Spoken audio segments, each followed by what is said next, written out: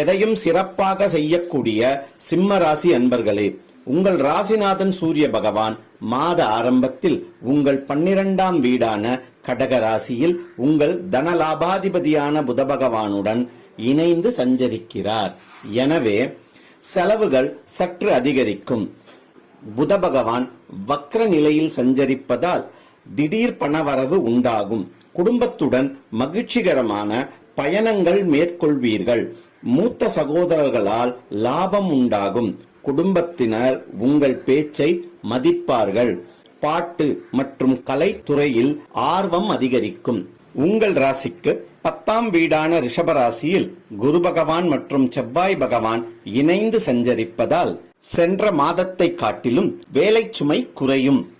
4 மற்றும் 9ஆம் அதிபதியான செவ்வாய் பகவான் குரு பகவானுடன் சேர்ந்து குரு மங்கள யோகம் ஏற்படுவதால் உங்கள்